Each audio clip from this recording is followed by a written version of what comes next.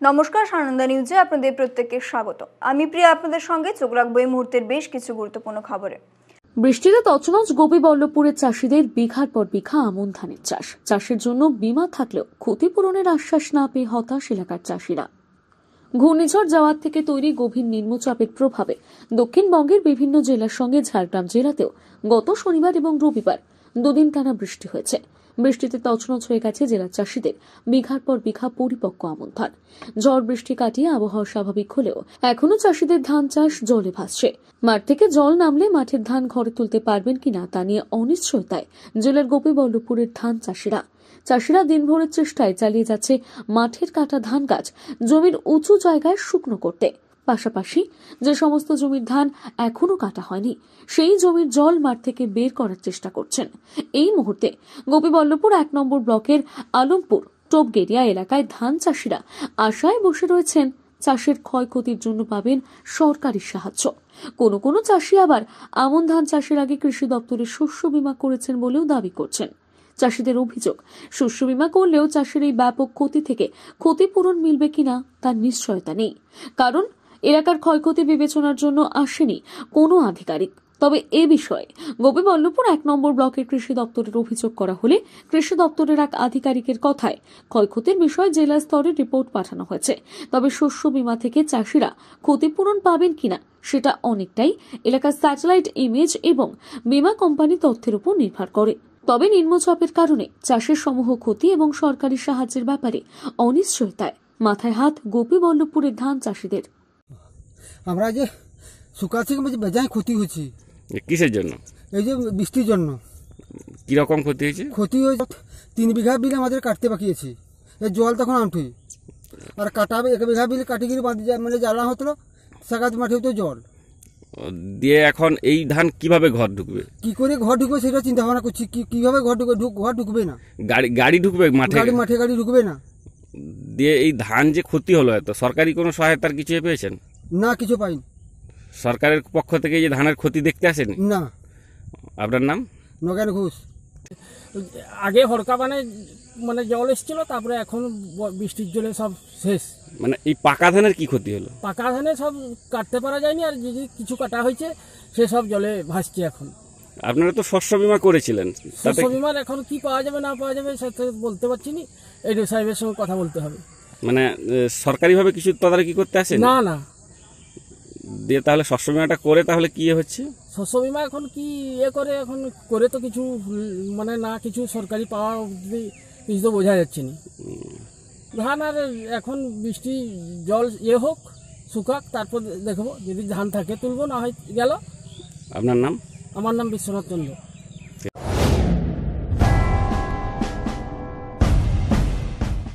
বিনামূল্যে চক্ষু পরীক্ষা শিবিরের আয়োজন করল দেউলি মধ্যপাড়া বুথ তৃণমূল কংগ্রেস। বুধবার নারায়ণগড় ব্লকের বেলদায় দেউলি মধ্যপাড়া বুথে তৃণমূল কংগ্রেসের দলীয় কার্যালয়ে এই চক্ষু পরীক্ষা শিবিরের আয়োজন করা হয়। শিবির থেকে এদিন প্রায় 70 জনের চক্ষু পরীক্ষা করানো হয় বিশিষ্ট ঐতিহাসিকদের দ্বারা। শিবিরের উদ্যোক্তারা বলেন, বিনামূল্যেই এই চক্ষু পরীক্ষা শিবির এলাকায় যাদের চোখের সমস্যা রয়েছে তারা শিবিরের মাধ্যমে উপকৃত হবেন। 125 নম্বর বুথ দেউলি মধ্য তৃণমূল কংগ্রেস কমিটির উদ্যোগে হচ্ছে আর কি চক্ষু পরীক্ষা শিবির। আমাদের এই বুথের সমস্ত গরিব মানুষ যারা রয়েছে তাদের বিনামূল্যে চক্ষু পরীক্ষা শিবির হচ্ছে আর কি। এতক্ষণ পর্যন্ত কতজনের চক্ষু পরীক্ষা হচ্ছে? না, প্রায় 15-20 জনের হয়ে গেছে, আর বাকি নাম নথিভুক্ত আছে প্রায় 150-র উপরে। সম্পূর্ণ কি বিনামূল্যে হচ্ছে? সব বিনামূল্যে, ওষুধ সব কিছু বিনামূল্যে। শুধু চশমাটা দেওয়া হচ্ছে না, চশমাটা আমরা প্রেসক্রিপশন করে দিচ্ছি, যে যেখানে পারবে নিয়ে নেবে। কি নাম আপনার? আমার নাম বঙ্কিমবাড়ি দাস।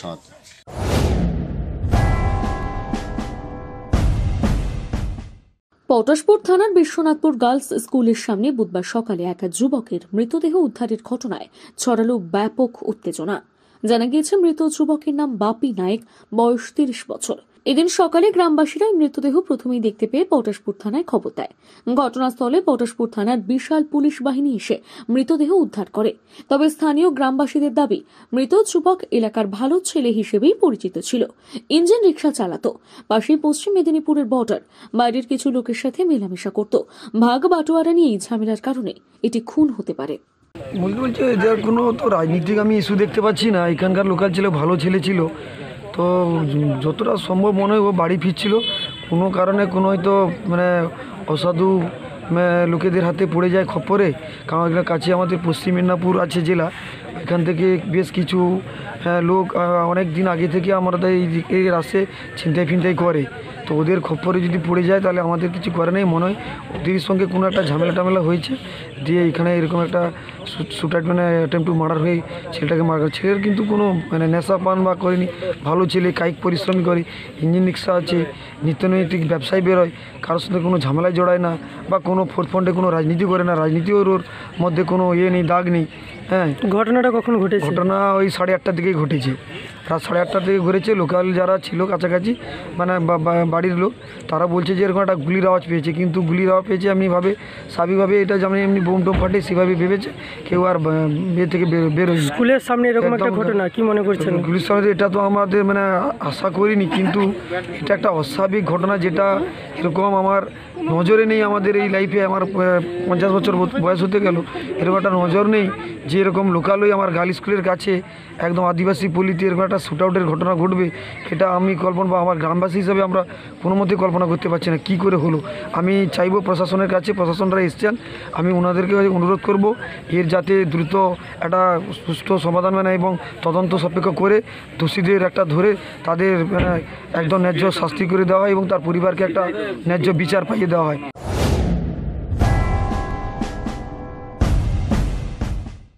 বেহাল রাস্তা সংস্কারের দাবিতে হাতে প্লাকার্ড নিয়ে পথ অবরোধে সামিল হলেন স্কুল পড়ুয়া থেকে সাধারণ মানুষ।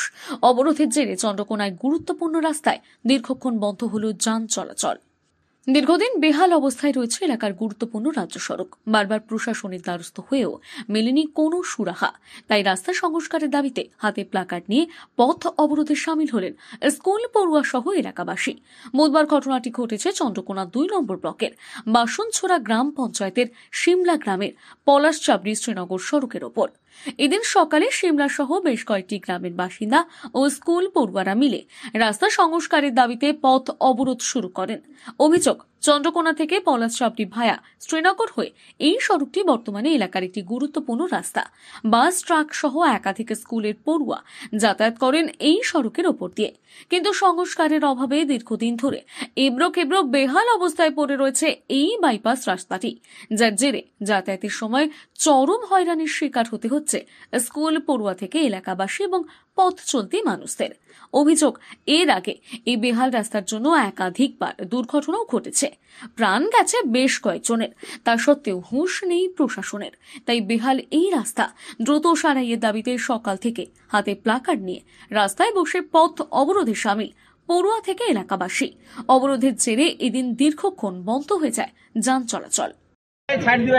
আমাদের খুলশি থেকে স্কুল পলাশচাবড়ি যেতে খুব প্রবলেম হয়, প্রচুর লরি যায়, লরি ফুল লোড থাকে এই রাস্তাতে। এখানে তো দেখছি রাস্তার বেহাল অবস্থা, অ্যাক্সিডেন্ট তো ঘটতেই পারে কোনো না কোনো সময়। এখন কি চাচ্ছেন? আমরা এই রাস্তাটা বাগাতে চাই। আপনি সরকারের কাছে আবেদন করছেন? ধরমপাটা সিমলা। আজকে আমাদের বিক্ষোভটা বলতে এটা হচ্ছে সিঙ্গেল রোড। আজ 7 থেকে 8 বছর আগে এই রোডটি কমপ্লিট হয়েছিল। 7 বছর কোনো প্রশাসনের কোনো লোক আসে না, দেখে না, পারাপার হয়, কারো নজর পড়ে না। এই রাস্তাটার জন্য 2টো প্রাণ আমরা হারিয়েছি এই রাস্তাটার জন্য। এই রাস্তাটা যাতে প্রশাসনের কাছে করা অনুরোধ যাতে ঠিকভাবে সারাই হয়, আর ওভারলোড গাড়িগুলো যাতে বন্ধ হয়। কেন এখানে এই রাস্তা দিকে চলাচল করে কমসে কম 15 থেকে 20টা গ্রামের স্কুল ছাত্রছাত্রীরা, কলেজ ছাত্রছাত্রীরা। এখানে হসপিটাল যেতে হলে এই রাস্তাটা এখন মেন সরবরাহ হয়ে গেছে সব রাস্তাটা। এর জন্য আমরা মেদিনীপুরে এক্সিকিউটিভ ইঞ্জিনিয়ারের কাছে আমরা সব এলাকাবাসী মিলে আমরা এটা জমা করেছিলাম, কোনো পদক্ষেপ নেয়নি। এর জন্য আমরা চাই যাতে এটা সুস্থভাবে মেরামত হয়ে যায়, নাহলে আমরা আন্দোলন চালিয়ে যাব।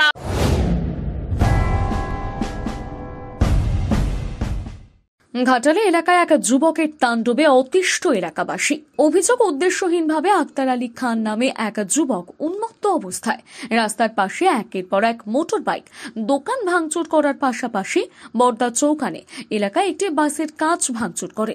ঘটনায় ব্যাপক চাঞ্চল্য ছড়ায় এলাকায়। জানা গিয়েছে, মান্দারিয়া গ্রামের আক্তার আলী খান নামে বছর 25-এর এই যুবক আগেও এই ধরনের ঘটনা ঘটায়। তখন পুলিশ তাকে আটক করে থানায় নিয়ে গেলেও পরে ছেড়ে দেয়। পুনরায় এই ঘটনা ঘটায়। যথাযথ ব্যবস্থা গ্রহণের দাবিতে আজ বর্দা চৌকানে ঘাটাল চন্দ্রকোনা রাজ্য সড়ক অবরোধ করেন স্থানীয়রা। পরে ঘাটাল থানার পুলিশ এসে যুবককে গ্রেপ্তার করলে পরিস্থিতি নিয়ন্ত্রণে আসে।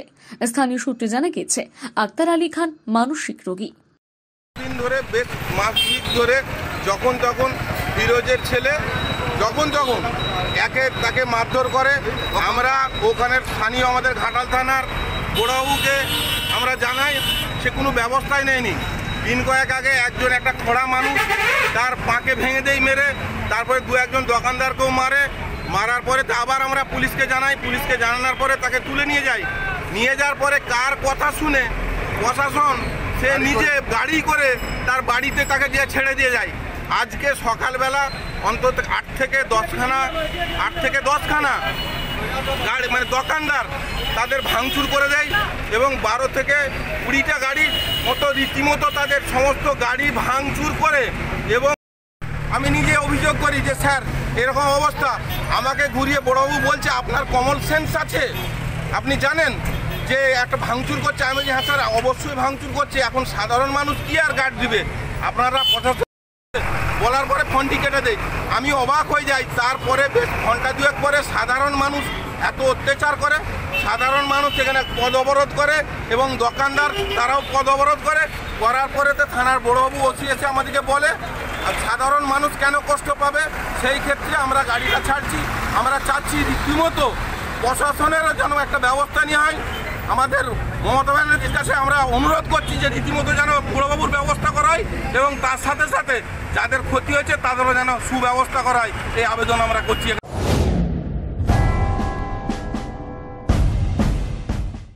চন্দ্রকোনায় আত্মঘাতী আলু চাষির পরিবারের সাথে দেখা করে সমবেদনা জানালেন রাজ্য বিজেপির কিষাণ মোর্চার প্রতিনিধি দল।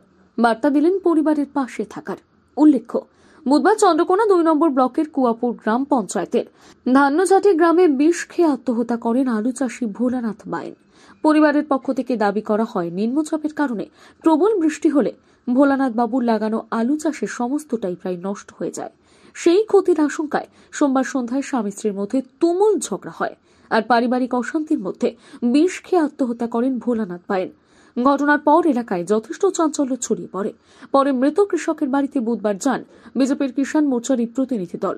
মৃত কৃষকের স্ত্রী মিঠু বাইনের সঙ্গে দেখা করে এই প্রতিনিধি দলের সদস্যরা তাকে সমবেদনা জানানোর পাশাপাশি পাশে থাকার বার্তা দিয়েছে।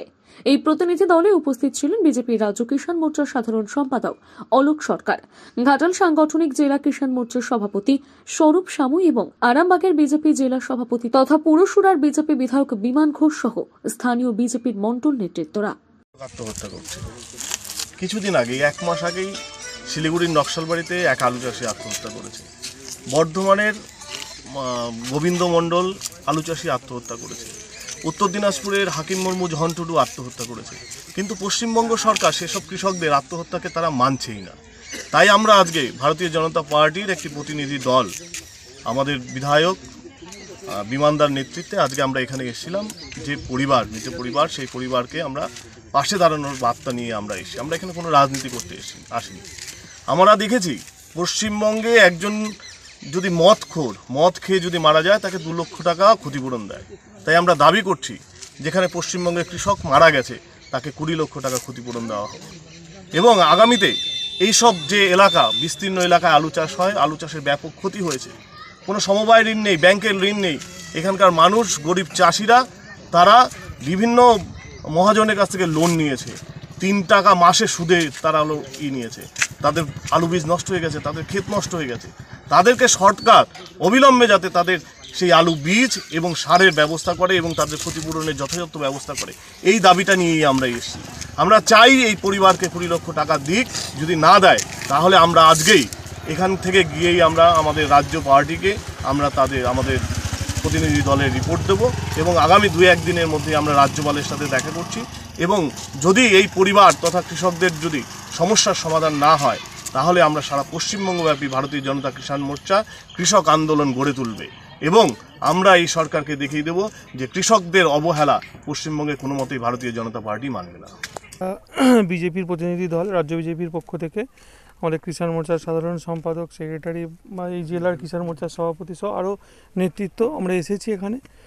একটাই কারণ যে 2 দিন ধরে প্রাকৃতিক বিপর্যয় চলছে, তার ফলে আলু চাষের ব্যাপক ক্ষতি হয়েছে। ক্ষতি হওয়ার জন্য এই রান্নাজটি গ্রামে ভোলানাথ বাইন উনি আত্মহত্যা করেছেন।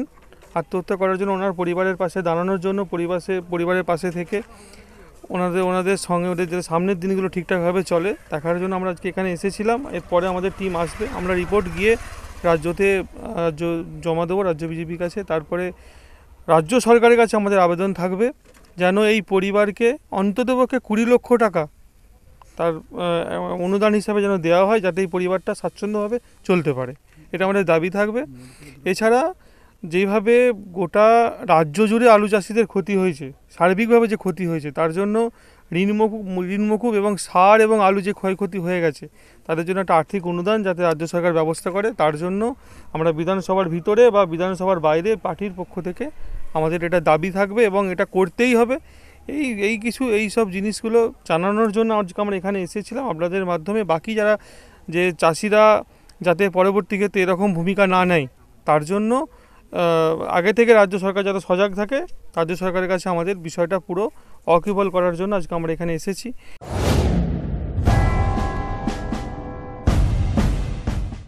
এগরা 1 নম্বর ব্লকের খামারি থেকে জাহালদা ভায়া তেতুলিয়া সরনং যাতায়াতের নবনির্মিত পিচ রাস্তায় উদ্বোধনী অনুষ্ঠানের আয়োজন করল এগরা 1 নম্বর ব্লকের বরিদা গ্রাম পঞ্চায়েত। বুধবার বিকেল নাগাদ বরিদা গ্রাম পঞ্চায়েতের অফিসের সামনে এই উদ্বোধনী অনুষ্ঠানের আয়োজন করা হয়। কর্মসূচিতে উপস্থিত ছিলেন পশ্চিমবঙ্গ সরকারের মৎস্যমন্ত্রী অখিল গিরি, এগরার বিধায়ক তরুণ কুমার মাইতি, পূর্ব মেদিনীপুর জেলার সভাধিপতি দেবব্রত দাস, এগরা 1 নম্বর ব্লকের বিডিও সুমন ঘোষ, এগরা 1 নম্বর ব্লকের পঞ্চায়েত সমিতির সভাপতি অমিয় রাজ প্রমুখ। আজকের কর্মসূচি আমাদের খামারি জাহালদা রাস্তা ভায়া সরডং, এই রাস্তা বহুদিনের মানুষের দাবি ছিল। আজকে বহু আকাঙ্ক্ষিত রাস্তার উদ্বোধন হবে। আমাদের মন্ত্রী মৎস্যমন্ত্রী অখিল গিরি মহোদয় আজকে ফিতে কেটে রাস্তা উদ্বোধন করবেন। দীর্ঘদিন আমি গ্রাম পঞ্চায়েতে প্রায় চলে এলাম, 30 বছর গ্রাম পঞ্চায়েত মেম্বার হয়ে গেলাম। 30 বছর দেখছি রাস্তার অবস্থা খুবটা ভালো কোনো সময় নেই। মানুষের দীর্ঘদিনের দাবি ছিল একটা পিচ রাস্তা করা।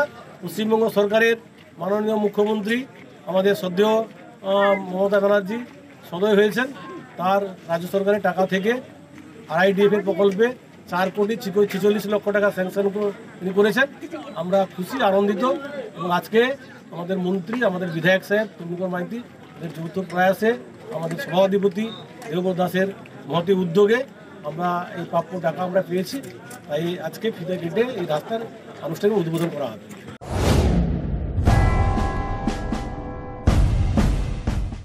বছরের শুরু থেকে শেষ পর্যন্ত একের পর এক বন্যা লেগেই রয়েছে। একাধিক বন্যায় নষ্ট হয়েছে চাষিদের একাধিক ফসল। এবার শীতের নিম্নচাপে রবি শস্যের ক্ষতি চাষিদের মাথার বোঝা বাড়িয়ে দিল। মাঠে জল দাঁড়িয়ে নষ্ট হতে বসেছে চাষিদের বিঘার পর বিঘা আলু চাষ। মূলত কৃষি প্রধান জেলা পশ্চিম মেদিনীপুর, কৃষির উপর নির্ভর করে এই এলাকায় কৃষকদের সংসার চলে সারা বছর। জেলায় সবথেকে বেশি আলু চাষ হয় এই গড়বেতা ব্লকে, আর অতিবৃষ্টির জেরে মাঠে রোপণ করা আলু কার্যত নষ্টের মুখে। গড়বেতা ব্লকের উড়িয়াশাই গ্রামে সুশান্ত কুমার দলুই জানান, বৃষ্টির জন্য চাষের 6 থেকে 7 বিঘা জমি ভেসে গিয়েছে। আরও এক চাষি অনুপ পারুই জানান, ঋণ নিয়ে আলু চাষ করেছিলাম, এখন সরকারি সাহায্য ছাড়া কোনো মতেই ঘুরে দাঁড়ানো সম্ভব নয়। যে পরিমাণ হয়েছে মাটি তো তোমার পরবর্তী কালে তৈরি করার জন্য এখনো প্রায় 1 মাস সময় লাগবে, আর হবে বলে ঠিক করছি না, দেখি কি হয়। সার আলু বীজ তো তুলে নিয়েছিলাম, এমনিতে আলু বীজের দাম হাই, সারের দামও হাই, ডবল দামে সার তুলেছি। আলু বীজে তোমার 3,000 3,500 করে বস্তা আলু বীজ নিয়েছি, নিয়ে তো ঘরে রেখেছি। আর 1 মাস ধরে কি আলু বীজ ঘরে থাকবে, সেও পচে যাবে। কিছু করার নেই। বিঘা 5 আলু লাগিয়েছিলাম, তাও জলে ডুবে গেল। এইটি আলু হবে বলে মনে হয় না, সবই পচে গেছে। এই রিসেন্ট লাগিয়েছিলাম, সঙ্গে সঙ্গে জল পেয়ে গেছে। এবার এতে আর কি করা যাবে। কতটা ক্ষতি হয়েছে বলে মনে হয় আপনার? ক্ষতি পুরোটাই, এখানে কিছুই তোমার আমার মনে হচ্ছে সেই অংশ বলে কিছুই নেই, পুরোটাই ক্ষতি চাষি। কি চাইছেন এখন? চাইছি আর কি, এবারে দেখুন যদি সরকার কিছু দেখে আমাদেরকে, তাহলে পরবর্তীকালে মাথা তুলে দাঁড়াতে পারবো, নাহলে কি আর পারবো? ছেলে টেলে আছে তো, চাষি আমাদের তো খেটে খাওয়ার উপর নির্ভর করছে। আর এতে আমরা কী করবো? যা হচ্ছে যেটুকুন চাষের উপর নির্ভরশীল, ছেলে দিকে যাই বলুন, সংসার যাই চালাই আমরা চাষির থেকে চালাই। যা হওয়ার তো তাই হয়ে গেছে। 3,000 3,500 টাকা করে বীজ, সেসব 5 বিঘা 7 বিঘা করে যে আর খরচা তো হয়ে গেছে। কতটা জমি নষ্ট হয়েছে বলে মনে করছেন? নষ্ট হয়েছে লাগিয়েছি 5 বিঘা, সারখানা আছে নাই করে এখনো 7 বিঘার মতো। এরপরে কি আর চাষ করা যাবে? চাষ করা যাবে যদি ভগবান যদি সুযোগ দেয়। এই তো অবস্থা, সুযোগ দেয় আমরা চেষ্টা করছি। মনে তো হয়নি যে আর চাষ করা যাবে বলে।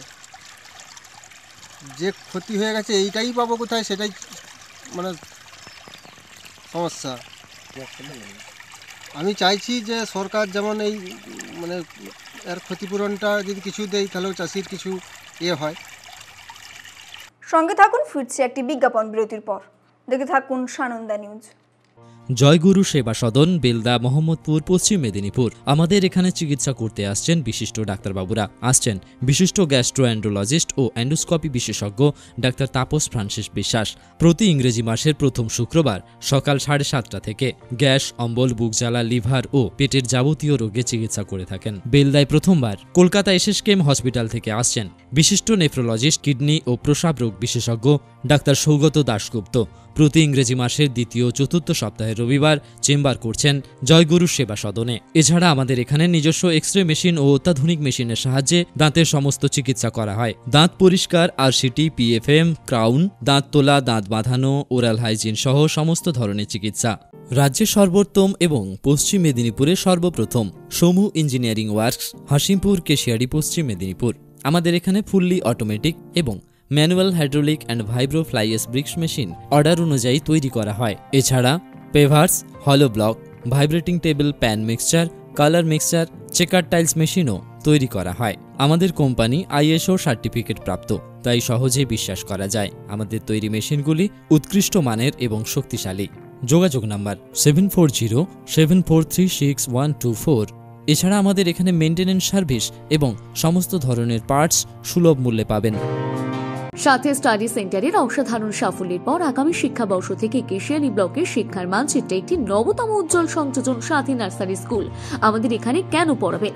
বাচ্চাদের প্রথম ক্লাস থেকে ইংরেজি, গণিত এবং স্পোকেন ইংলিশের ব্যবস্থা থাকবে। স্পোকেন হিন্দি শেখানো হবে। অঙ্কন, আবৃত্তি, বাচ্চাদের সুস্বাস্থ্যের জন্য সচেতন শরীর চর্চার ব্যবস্থা থাকবে। কম্পিউটার প্রশিক্ষণ এবং 24 ঘন্টা সিকিউরিটি ক্যামেরা। 2 মাস অন্তর বাচ্চাদের মেডিকেল চেক আপ। কলকাতার বিখ্যাত বিজ্ঞানী বিধান কুমার ভৌমিক মহাশয় বছরে একটিবার সায়েন্টিফিক ক্লাস নেবেন। দীর্ঘ 17 বছর ধরে সাথী স্টাডি সেন্টার সাফল্যের সঙ্গে চলার পরে আমরা নবতম সংযোজন করতে চলেছি সাথী নার্সারি স্কুল। সবাই জানেন এখানে খুবই উন্নত মানের পঠন পাঠন হয়, তো সেই সঙ্গে আমরা সাথী নার্সারি স্কুলটাকে খুবই উন্নত মানের এবং আধুনিক শিক্ষা ব্যবস্থার মধ্যে আনতে চলেছি। দারুণ খবর! এবার ভুবনেশ্বর যাবার জন্য কেশিয়ারি থেকে বাস ছাড়ছে সরাসরি। স্পাইস বাস সার্ভিস কেশিয়ারি থেকে ভুবনেশ্বর ভায়া খড়িকা, ওলমারা, চিত্রড়া, ফুলবনি, বৌদ্ধ, মাধাপুর, মাড়রা, বালেশ্বর, ভদ্রক, কটক, পুরী, ভুবনেশ্বর এবং আরও অন্যান্য জায়গায় যাবার জন্য আজই যোগাযোগ করুন। স্পাইস বাস সার্ভিস সম্পূর্ণ এসি এবং আধুনিক সুবিধাযুক্ত, থাকছে স্লিপার সিটের ব্যবস্থা। এই বাস কেশিয়ারি বাসস্ট্যান্ড থেকে ছাড়বে বিকেল 5:10 এবং ভুবনেশ্বর পৌঁছে যাবে ভোর 4টায়। আরও বিশদে জানতে বা সিট বুকিং করতে যোগাযোগ করুন 7735794868 এই নম্বরে।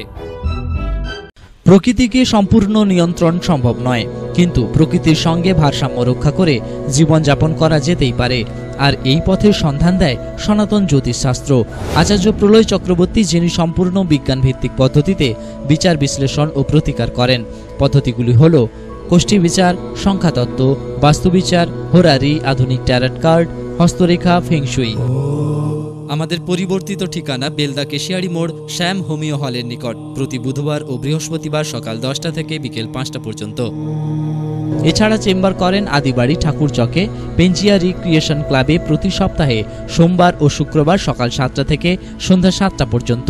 বিশেষ দ্রষ্টব্য পিছিয়ে পড়া ছাত্রছাত্রীদের সাইকোলজিক্যাল মোটিভেটর, পৌরোহিত্য বিশারদ, কম্পিউটারাইজড গোষ্ঠী তৈরি করেন। যোগাযোগ নাম্বার 8972306685। ফিরে এলাম বিজ্ঞাপন বিরতির পর। এবার চোখ রাখবো পরবর্তী খবরে। বৈধ নথি থাকা সত্ত্বেও বিভিন্ন সময়ে প্রশাসনিক হয়রানির অভিযোগ করে অযথা প্রশাসনিক হয়রানি বন্ধের দাবিতে বেলদা বন দপ্তর বিক্ষোভ দেখানোর পাশাপাশি স্মারকলিপি প্রদান করল কাঠ ব্যবসায়ীদের সংগঠন। বন দপ্তরের স্মারকলিপি প্রদান করে স্থানীয় কাঠ ব্যবসায়ী তাদের আইনি বৈধতা মেনে ব্যবসার সুযোগ দেওয়ার দাবি তোলেন। পাশাপাশি বেলদার হসপিটাল মোড় থেকে ফরেস্ট অফিস পর্যন্ত প্রায় 200 মিটার রাস্তা যেভাবে খানাখন্দে এবং ঝোপঝাড়ে ভর্তি রয়েছে তা অবিলম্বে সংস্কারের দাবি করা হয়। আগামী দিনে কাঠ ব্যবসায়ীদের দাবি যদি না মানা হয় তাহলে বৃহত্তর আন্দোলনে নামার হুঁশিয়ারি দিয়েছেন সমস্ত কাঠ ব্যবসায়ীরা। তবে এই বিষয় নিয়ে বন দপ্তরের কোনো প্রতিক্রিয়া মেলেনি। এটা ফিলিং পারমিশন করতে 6 মাস, কমপক্ষে 6 মাস পরে ফিলিং পারমিশন হচ্ছে এবং সরকারি রেভিনিউ নেওয়ার পরেও তারপরেও ঘুঘু বাসার দল বিভিন্ন ভাবে টাকা নিচ্ছেন। এখানে আমরা কাঠ ব্যবসা করব কিভাবে? আমাদের 6টি বিষয় হচ্ছে নন ফরেস্টের এলাকায় ফিলিং পারমিশন বন্ধ করতে হবে।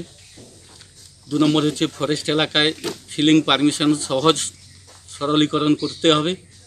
3 নম্বর হচ্ছে কোনো ব্যবসায়ীর উপর অযথা হয়রানি করা যাবে না। 4 নম্বর হচ্ছে কাঠের ট্রাক ধরে আটকে রাখা যাবে না। 5 নম্বর হচ্ছে সরকারি রেভিনিউ ছাড়া বাড়তি কোনো টাকা নেওয়া যাবে না। 6 নম্বর হচ্ছে দেউলি মোড় থেকে রেঞ্জ অফিস পর্যন্ত রাস্তা সংস্কার করতে হবে। এই দাবি দেওয়ার ভিত্তিতে আমরা গত 7 দিন আগে রেঞ্জার সাহেবের কাছে আমরা নোটিশ দিয়ে যাই আজকে থাকার জন্যে। সেই অনুপাতে আমরা আজকে জমায়েত করে এসছি এবং বিভিন্ন সময়ে আমাদের যে 23টি গাছ, যে উপর থেকে নির্দেশ আছে 23টি গাছ বিনা পারমিশনে পার্চিং করা যাবে, সেই 23টি গাছের মধ্যেও আমরা সেভাবে শুরু করেছিলাম। তা সত্ত্বেও এমন জ্বালানি গাড়িও ঘিরে ব্যবসায়ীদের হয়রানি করছে, টাকা নেওয়া হচ্ছে এবং ছোট গাড়িগুলা যেগুলো কাঠ যাচ্ছে সেই গাড়িগুলোকে রেঞ্জ অফিসে এনে 15 থেকে 20 হাজার টাকা আর্থিক করে টাকা নেওয়া হচ্ছে।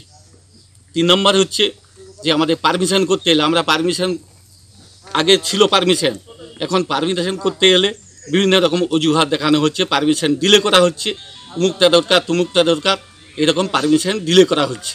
এই সময়ের প্রতিবাদে আমরা রেঞ্জার সাহেবের কাছে আজকে ডেপুটেশন দিচ্ছি। আগামী দিনে আমাদের কর্মসূচি আরও বৃহত্তর, যদি এখানে না হয় আমরা আরও আগামী দিনে বৃহত্তর আন্দোলনে যাব, ডিওপি সাহেবের কাছে যাব, পরে কলকাতা পর্যন্ত সিসিএফের কাছে যাব।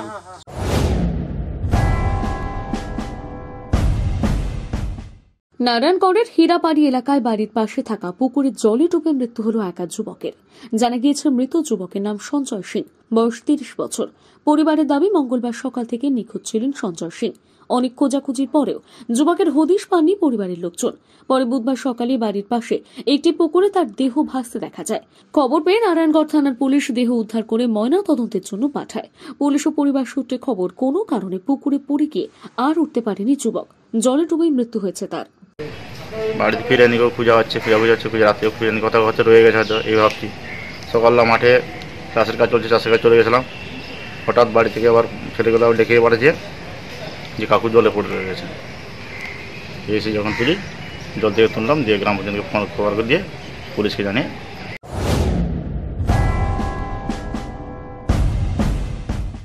কেন্দ্রের বিজেপি সরকারের প্রবর্তন করা জাতীয় শিক্ষানীতি 2020 শিক্ষার প্রাণ সত্তাকে ধ্বংস করবে। এই অভিযোগে জাতীয় শিক্ষানীতি বাতিলের দাবিতে বেলদার গান্ধী পার্কে গণ অবস্থান কর্মসূচির আয়োজন করল all India save education committee Belda শাখা। এদিনের কর্মসূচিতে উপস্থিত ছিলেন সেভ এডুকেশন কমিটির সভাপতি অবসরপ্রাপ্ত অধ্যাপক বিভূতি দে, অবসরপ্রাপ্ত শিক্ষক প্রদীপ দাস, অনন্ত জানা, সব্যসাচী মহাপাত্র, সত্যব্রত গিরি প্রমুখ। কমিটির সম্পাদক অধ্যাপক ডক্টর বাসুদেব ধাডা বলেন, কেন্দ্রের মোদী সরকার করোনা অতিমারির পরিস্থিতিতে দেশের শিক্ষাবিদ, শিক্ষানুরাগী মানুষদের মতামতের কোন রকম তোয়াক্কা না করে দেশের সংসদকে এড়িয়ে অগণতান্ত্রিকভাবে জাতীয় শিক্ষানীতি 2020 প্রণয়ন করেছে, যা এদেশের শিক্ষা ব্যবস্থাকে কর্পোরেট পুঁজির মালিকদের হাতে তুলে দেওয়ার একটি গভীর চক্রান্ত। এই আইনের মাধ্যমে শিক্ষার যুক্তিবাদী মনন, ধর্মনিরপেক্ষতা, বৈজ্ঞানিক চিন্তার চূড়ান্ত বিকৃতি ঘটিয়ে আগামী দিনে শাসক শ্রেণীর অনুগত কিছু টেকনিক্যাল ম্যান তৈরি করতে চাইছে কেন্দ্রের সরকার। এর বিরুদ্ধে all India self education committee সারা দেশ জুড়ে শিক্ষা আন্দোলন গড়ে তুলতে চাইছে। ভয়াবহ অবস্থা, মুখে রুটি খাদ্য তুলে দেওয়ার মতো অবস্থা নেই। এই রকম অবস্থায় তারা অ্যান্ড্রয়েড মোবাইল একমাত্র ছেলেকে তুলে দিতে পারেননি। ছেলে পড়াশোনা করতে চেয়েছিল, তাকে আত্মহত্যা করতে হয়েছে। এই ঘটনা ছাড় আমরা সংবাদপত্রের পাতা, দূরদর্শনের পাতায় লক্ষ্য করেছি। ছাত্ররা কি এই ডিজিটাল ইন্ডিয়ার দ্বারা কি মানুষ তৈরি হবে? শিক্ষককে বাদ দিয়ে রবীন্দ্রনাথ একটা কথা বলেছিলেন, মানুষের কাছ থেকেই মানুষ শেখে। রোবটের কাছ থেকে, যন্ত্রের কাছ থেকে তো মানুষ হওয়া যায় না। মানুষ তো শিখতে পারে না, মানুষ তো বড় হতে পারে না।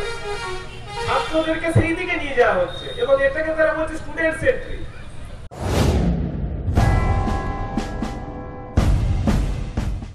পথ দুর্ঘটনা এড়াতে বুধবার বিকেলে পশ্চিম মেদিনীপুর জেলার কেশপুর ব্লকের 11 নম্বর কলাগ্রাম অঞ্চলের ছুতারগেরিয়া বাজার এলাকায় জেলা পুলিশের নির্দেশে পথ নিরাপত্তা মাস পালন করা হলো। এদিন পুলিশের পক্ষ থেকে পথ নিরাপত্তার বিষয়ে সাধারণ মানুষকে সচেতন করা হয়, যাতে সবাই নিরাপদে ট্রাফিক আইন মেনে রাস্তায় গাড়ি চালান। এদিনের কর্মসূচিতে উপস্থিত ছিলেন জেলা পুলিশের এক কর্মকর্তা সহ কেশপুর থানার ভারপ্রাপ্ত অফিসার অঞ্জনী কুমার তিওয়ারি, এলাকার বিশিষ্ট সমাজসেবী কাজী সহদত, সুলতান আলী সহ অন্যান্য ব্যক্তিবর্গ। সচেতন না হন তাহলে পুলিশ আপনাদের বিরুদ্ধে আইনগত ব্যবস্থা নিতে বাধ্য হবে। আপনারা টিভি দেখতে পাবেন।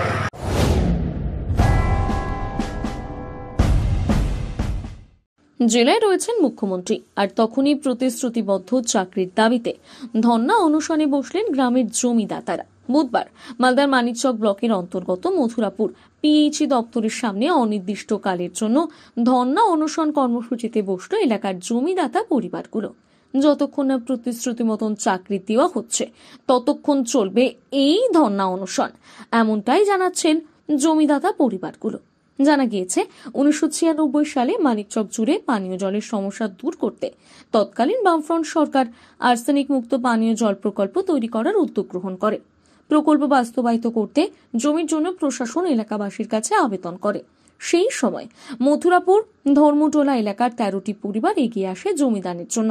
প্রায় 40 বিঘা জমির উপর নির্মাণ করা হয় আর্সেনিক মুক্ত পানীয় জলের পিএইচই এর দপ্তর। সেই জমির বদলে 13টি পরিবারকে চাকরির আশ্বাস দিয়েছিলেন তৎকালীন প্রশাসন, দাবি আন্দোলনকারীদের। অভিযোগ, ঘটনা দীর্ঘ প্রায় 25 বছর পার করলেও সেই আশ্বাস পূরণ হয়নি। বারংবার প্রশাসনিক দপ্তরে আবেদন নিবেদন করেও জমিদাতা পরিবারের কেউই এখনো চাকরি পাননি। আর এই পরিস্থিতিতে ধর্ণা অনশন কর্মসূচিতে বসে পড়লেন জমিদাতা পরিবারের সদস্যরা।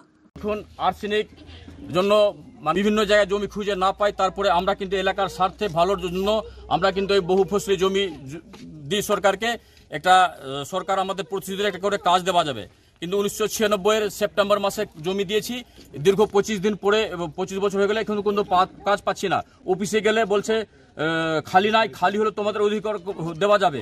এবার খালি হয়ে গেলে কিন্তু ইঞ্জিনিয়ার এবং কন্ট্রাক্টরের কেউ শালা, কেউ ইঞ্জিনিয়ারের, কেউ নিজের লোক, হয়তো ভরণ ওদের কিছু বিনিময়ে ওরা কিন্তু ঢুকিয়ে দিচ্ছে। আমাদের বেলাতে খালি নাই, আর ইঞ্জিনিয়ার লোকের বেলাতে খালি হয়েছে, বাইরে থেকে লোক নিয়োগ করছে। আমরা এর সুবিচার চাই। জমি দিয়েও চাকরি পাইনি। বর্তমান পাশের জমিতে পাশে আবার পিএইচই করছে 16 বিঘার মধ্যে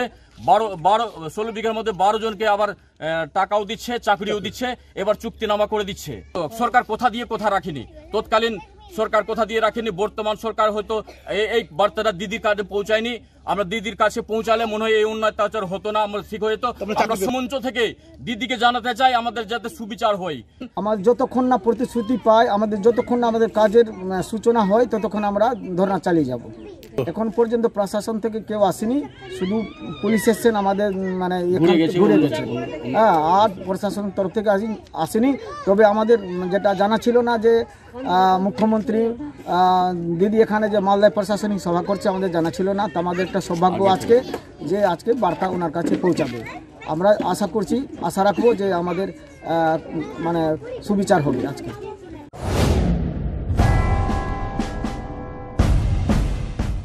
মালদাতে প্রশাসনিক বৈঠক করলেন রাজ্যের মুখ্যমন্ত্রী মমতা বন্দ্যোপাধ্যায়। দুপুর 1টা নাগাদ মালদা কলেজ অডিটোরিয়ামে শুরু হয় বৈঠক।